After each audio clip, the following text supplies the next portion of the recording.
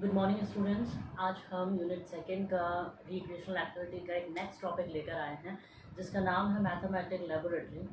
Laboratory के बारे में वैसे सब लोग जानते हैं, जिसे हम हिंदी में कहते हैं प्रयोगशाला, यानी कि ऐसी शाला, ऐसी जगह, ऐसा कमरा जहाँ पर हम प्रयोग करके देखते हैं, मतलब जहाँ हम कुछ करके देखते हैं। हम वहाँ पर ऐसी चीज़ें सीखते हैं जहाँ पर हम खुद करके सीखते हैं, मीन्स लर्निंग बाय डूइंग से हम ये सारी चीज़ें करते हैं। बच्चे के लिए ये वो प्लेटफॉर्म होता है, ये वो जगह होती है जहाँ पर बच्चा अपनी हर तरह की जो समस्या काम करते वक्त बीच में आती है, उन समस्याओं का समाधान स्वयं ढूंढ करके आगे बढ़ता है और उन प्रयोगों को निष्कर्ष तक पहुँचाता है, फाइनल रिजल्ट तक खुद पहुँचाता है। इसलिए वह खुद स्वतंत्र होकर के वहाँ कार्य करता है और वह लिया गया ज्ञान उसके लिए स्थायी रूप धारण करता है। हम प्रयोगशाला के अंदर जितनी भी सामग्रियां होती है सब्जेक्ट के द्वारा, यानी कि जो स्पेसिफिक सब्जेक्ट होता है हमारा, उस सब्जेक्ट के तहत जितनी भी सामग्रियां हमें ज़रूरत होती है, हम सारी सामग्रियां उसके अंदर रखते हैं। ये प्रयोगशाला एक ऐसी जगह है जहाँ पर बच्चे को एक ऐसी उपलब्धि, एक ऐसी अपॉर्चुनिटी मिलती है जहाँ पर बच्चा स्वयं अपने ज्ञानेंद्रियों के द्वारा ज्ञान अर्जित करता है और खुद अपनी प्रॉब्लम सॉल्विंग स्किल को बढ़ावा देता है। ये वो जगह है जहाँ पर आप अपने सब्जेक्ट के प्रति बच्चे के अंदर रुचि जागृत कर सकते हैं, उसके प्रति प्रेम जागृत कर सकते हैं। किसी भी विषय के प्रति अगर आपको जागरूकता लानी है या किसी के प्रति आपको इंटरेस्ट जगाना है, तो ये सबसे अच्छी जगह है जहाँ पर एक बच्चा खुद करके सीखता है। उन समस्याओं को, उन क्वेश्चंस को जो उसके दिमाग में उठते हैं, क्यों हुआ, कैसे हुआ, कब हुआ और इसकी विधि क्या रही होगी, इन सब प्रश्नों का उत्तर वह स्वयं ढूंढता है। और उसमें टीचर जो होता है एक एडवाइज़र, एक सुपरवाइज़र के रूप में काम करता है। वो एक लेबोरेटरी अप्रोच के द्वारा बच्चे को आगे बढ़ाने का काम करता है। टीचर का जो कार्य होता है इसमें सबसे अच्छा काम टीचर का होता है कि टीचर इसमें बच्चों पर नज़र रखता है। पहले बच्चे को विधि सिखाई जाती है, मतलब एक प्रोसेस जो प्लानिंग के तहत जो प्रक्रिया चलेगी, वो प्रक्रिया बच्चे को सिखाई जाती है, टीचर खुद करके बताता है। तो बच्चा इसमें क्या करेगा, ऑब्जर्व भी करना सीखेगा। मीन्स लर्निंग बाय ऑब्जर्विंग भी उसके साथ चलेगी, लर्निंग बाय डूइंग भी चलेगी। और साथ साथ में जब वो बार बार काम करता रहेगा, उन प्रयोगों को बार बार करेगा, उन निष्कर्षों तक बार बार पहुंचेगा और फिर जो कहीं ना कहीं कमी रह गई वो उसका समाधान भी स्वयं निकालेगा, तो उसके अंदर लर्निंग बाय एक्सपीरियंस भी बढ़ता चला जाएगा। बच्चा अपने एक्सपीरियंस से अपने अंदर निखार लेकर आएगा और उस निखार से ही बच्चे के अंदर मजबूती आती है, उस ज्ञान का स्थायी रूप धारण होता है। अब देखिए इसके अंदर बहुत सारे फ़ायदे हैं, मतलब इम्पोर्टेंस अगर हम देखें तो इम्पोर्टेंस खूब सारी है लेबोरेटरी के द्वारा। ये वो इक्विपमेंट्स हैं जो मैंने लिखे हैं, वो मटेरियल है जो हमें लेबोरेटरी के अंदर चाहिए होते हैं, उस कमरे के अंदर चाहिए। देखिए बच्चा ऑब्जर्व तो बाहर की दुनिया में भी करता है, तो फिर जो हमारा लेबोरेटरी है उसी में हम क्यों ऐसा कह रहे हैं कि वो ऑब्जर्व कर रहा है या लर्निंग बाय ऑब्जर्विंग कर रहा है। तो देखिए इसका कारण क्या है कि ये एक ऐसा कमरा है जहाँ पर बच्चा अनुशासन के तहत कोई भी कार्य करता है। लेकिन अगर वो किसी भी चीज़ को बाहर पढ़ेगा, वो करिकुलम से हट कर के होती है, करिकुलम से हट कर के वो सीखता है कुछ कुछ चीज़ों को, लेकिन अनुशासन के तहत नहीं करता, वो अपनी इच्छा के अनुसार करता है, कोई समय की पाबंदी नहीं होती है। लेकिन हाँ, लेबोरेटरी में अनुशासन होता है, मीन्स विद डिसिप्लिनरी मेथड्स के साथ में बच्चा सीखता है, साथ में ही वो अपनी गलतियों को सुधारता है और एक पर्टिकुलर टाइम पीरियड उसको ध्यान रखना होता है। फिर देखिए कि इसके अंदर जो सबसे अच्छी चीज़ है वो क्या है कि एक अपॉर्चुनिटी बालक को मिलती है। हम इसमें सब्जेक्ट के अंदर अपॉर्चुनिटी किस बात की अपॉर्चुनिटी मिलती है, उस चीज़ को आगे बढ़ाने की, अपने ज्ञान को आगे बढ़ाने की। हम उसके प्रति हम लव को पैदा करते हैं, हम उस इंटरेस्ट को अरोज करते हैं, हम इंटरेस्ट को अरोज करते हैं for the particular, for the specific subject, means maths. आप इसमें साइंस का कोई भी सब्जेक्ट ले सकते हैं। फिर देखिए हम क्या कर रहे हैं, इंटरेस्ट तो हम जगा ही रहे हैं, लेकिन विद द डिसिप्लिनरी मेथड के साथ हम करते हैं। तो हमें पता है कि हम बच्चे के अंदर क्या कर रहे हैं, बहुत अच्छे चीज़ों का निर्माण कर रहे हैं, उसके जो स्किल्स है, उसके जो गुण हैं उनका निर्माण करते हैं। मीन्स सोशल जो उसके गुण हैं वो उनका हम निर्माण करते हैं, मतलब हम बच्चों के साथ में उनको सबको ढाल रहे हैं, हर तरह के बच्चे के साथ में वो रह करके काम करेगा। तो उसके अंदर जितने भी सोशल गुण हैं वो सारे उसमें आएंगे। सामाजिक गुणों का समावेश बच्चों के अंदर हो जाएगा। बच्चा जो है सब चीज़ें करना सीखेगा, बौद्धिक ज्ञान लेने सीखेगा, फिजिकली वो उसमें इन्वॉल्व रहेगा। तो बच्चा इसमें mentally, physically, emotionally and socially involve होता है।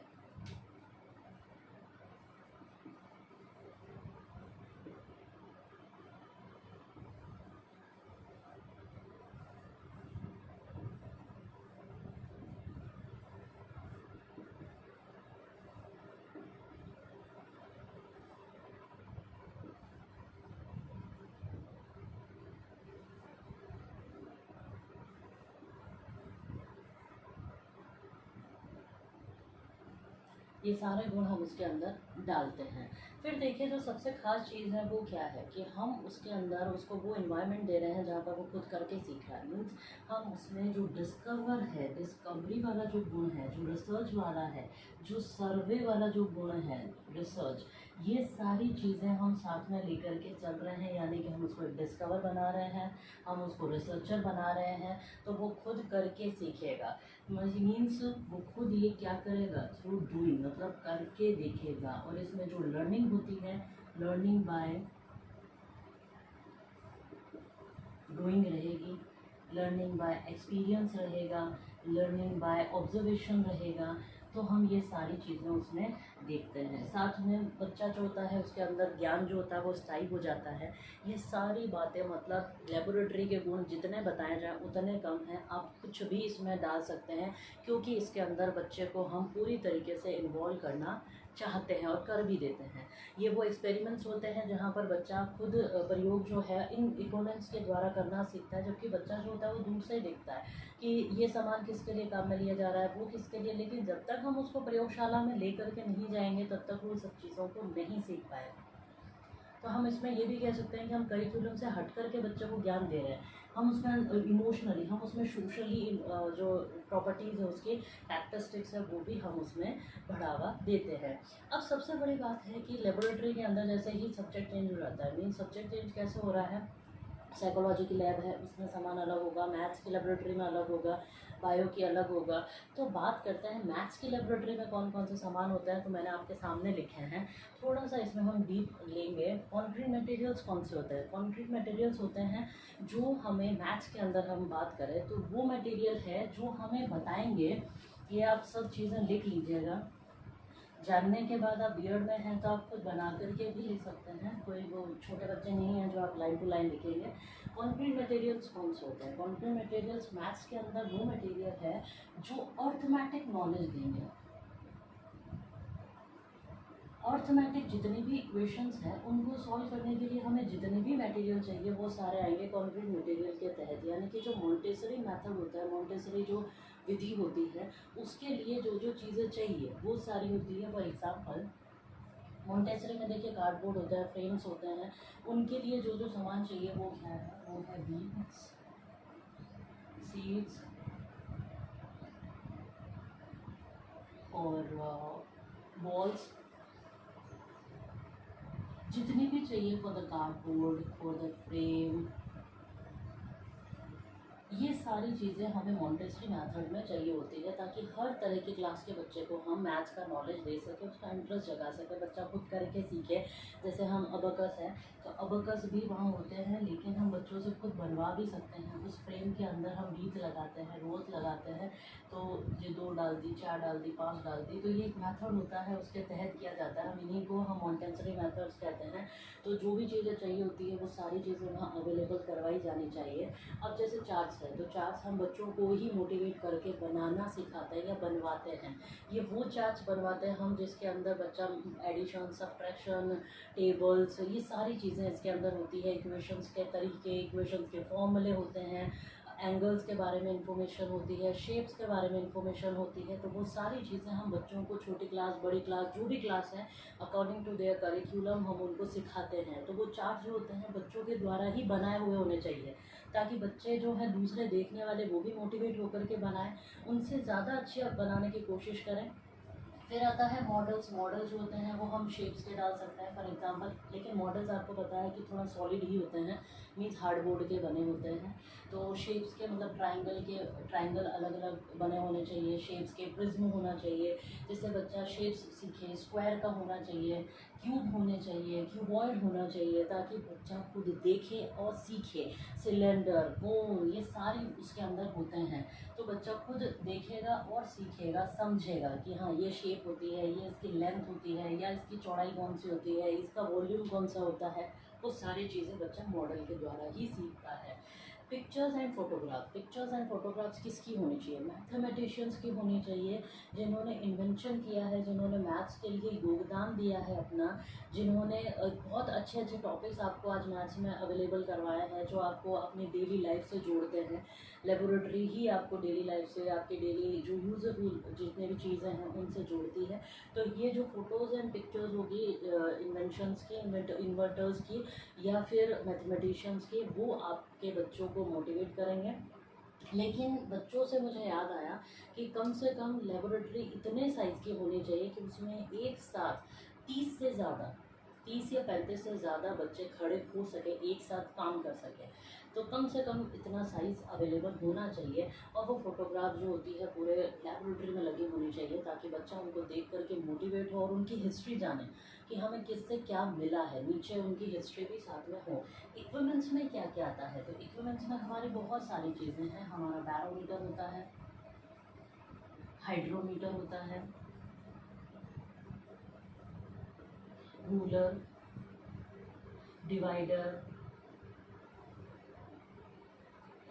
कैलकुलेटिंग मशीन्स होती हैं, कैलकुलेशन मशीन्स, अनगिनत सामान इसमें हम डाल सकते हैं। मिरर, मिरर भी कौन सा होता है? ये एंगल मिरर होता है। मतलब इसमें हम बहुत सारी चीज़ें होती है इक्विपमेंट्स के अंदर जो वहाँ पर अवेलेबल होनी चाहिए। स्केल होना चाहिए, मीन्स रूलर होना चाहिए, प्रोटेक्टर होना चाहिए, डिवाइडर होना चाहिए। जितना भी सामान आपको कैलकुलेशन में जो आप यूज़ करते हैं वो बड़े लेवल में वहाँ होना चाहिए, ताकि बच्चे को क्लियरली दिखाई दे, क्लियरली समझ में आ सके। और ये सारी चीज़ों का आप उनको यूजेस बताएं कि दूसरे जो जैसे मैथ्स जो है वो अगर फिज़िक्स से कोरिलेट हो रही है तो उसमें हम उसको कहाँ यूज़ करते हैं उस चीज़ को। थर्मामीटर होना चाहिए, थर्मोस्केल्स होने चाहिए, वो सारी चीज़ें हम इनमें कैसे यूज़ कर रहे हैं। जो अगर हम रूम टेम्परेचर को नाप रहे हैं तो उसका थर्मामीटर कौन सा होता है। अगर हम इन्वायरमेंट के अंदर वेदर फोरकास्टिंग में अगर हम देख रहे हैं तो उसके लिए कौन सा चाहिए। अर्थक्वेक आ रहा है तो उसके लिए, रेनफॉल के लिए, जितने भी इंस्ट्रूमेंट्स हैं वहाँ पर अवेलेबल हो, तो बच्चा वेदर से संबंधित मीन्स को relation with the geography, environment, EVS, इन सब से रिलेट होकर के चल सके और अपना इंटरेस्ट उसमें जगा सके। वो सारे इक्विपमेंट्स जो आज की लाइफ में हमें मैथ से जोड़ता है वो सारे यहाँ पर होने चाहिए। फिर आता है प्रोजेक्टिव एज। प्रोजेक्टिव एज के अंदर आता है आपका प्रोजेक्टर। सबसे पहले अगर हम बात करें, क्योंकि प्रोजेक्टर में हम मैथमेटिशियंस की पिक्चर्स के साथ साथ में उनकी हिस्ट्री बता सकते हैं। ये जो हम इंस्ट्रूमेंट्स यूज़ करते हैं हम इनके बारे में बता सकते हैं, उनको उनकी पूरी हिस्ट्री दे सकते हैं, उनका जो प्रोसेस होता है वो बता सकते हैं। OHP के साथ में अगर हम बात करें, ट्रांसपेरेंसीज होनी चाहिए बनी हुई, तो बच्चा उससे बहुत अच्छी तरीके से सीखता है, उनको देखता है इंटरेस्ट जगा करके। ये कम से कम वो सारी चीज़ें हैं जो उसमें अवेलेबल होगी तो बच्चा खुद देखेगा भी, समझेगा भी, इंटरेस्ट भी जगाएगा। तो ये मैथमेटिक के वो सारे इक्विपमेंट्स हैं जो आपकी लेबोरेटरी को पूरा करते हैं। ये प्रोजेक्टिव एज जो है पहले नहीं हुआ करते थे, क्योंकि ये पहले बने हुए ही नहीं थे, इनका इन्वेंशन नहीं हुआ था।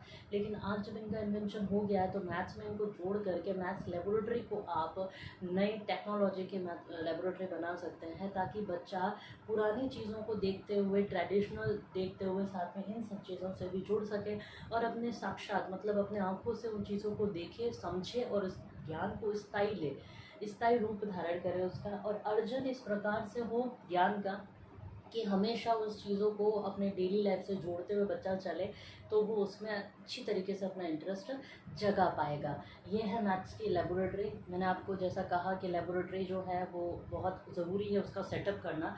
तो सेटअप इस प्रकार से होना चाहिए कि 34 से 35 मिनिमम स्टूडेंट्स एक साथ उसमें काम कर सके, डिसिप्लिन हो उसमें, और हवादार होना चाहिए, और सीटिंग अरेंजमेंट होना चाहिए, और नीट एंड क्लीन होनी चाहिए, और शेल्फ्स बनी होनी चाहिए जहाँ पर इक्विपमेंट्स आराम से आ सके। इक्विपमेंट्स को इस तरीके से रखा जाए कि बच्चा जो होता है उसको ऑब्जर्व करके देख सके। सारी लेबोरेटरी जो होती है वो कलरफुल, मीन्स समझ रहे हैं मेरी बात, की एक अच्छी तरीके से हो, साफ़ सुथरी, कलर किया गया हो, और साथ में जो इक्विपमेंट्स लगे हुए हैं वो टूटे हुए ना हो, और जो पिक्चर्स है, फोटोग्राफ्स है, वो फटी हुई ना हो, चार्ट्स मॉडल्स टूटे हुए ना हो, चार्ट्स फटे हुए ना हो, पुराने ना हो, सड़े गले ना हो। तो इन सब चीज़ों को हमें ध्यान रखना पड़ता है एक सेटअप करते वक्त, और उनको बार बार एक मैथमेटिक्स की जो क्लब होता है उसके तहत उनको वापस रिनोवेट, रिकंस्ट्रक्ट करवाना चाहिए, ताकि वो अपना नया रूप बार बार ले सके और बच्चा उन चीज़ों से जुड़ सके। क्योंकि जितनी गंदगी होगी, जितनी पुरानी चीज़ें होगी, जितनी फटी पुरानी होगी, बच्चा उसमें इंटरेस्ट नहीं जगा पाएगा, बच्चा उनसे दूर ही रहेगा। तो ये बात हमें बेहद ज़रूरी है ध्यान रखने कि ये सारी चीज़ें एकदम अच्छी तरीके से नीट एंड क्लीन और अरेंज्ड हो। हमारा टॉपिक आज मैथमेटिक लेबोरेटरी ख़त्म होता है। रिक्रिएशनल एक्टिविटीज़ में अगर कुछ बाकी है तो कमेंट करें और मुझे बताएं, ताकि मैं टॉपिक को कंप्लीट करवाऊँ। और ये कंप्लीट होता है हमारा। नेक्स्ट टॉपिक हमारा अगली यूनिट से होगा। Have a nice day.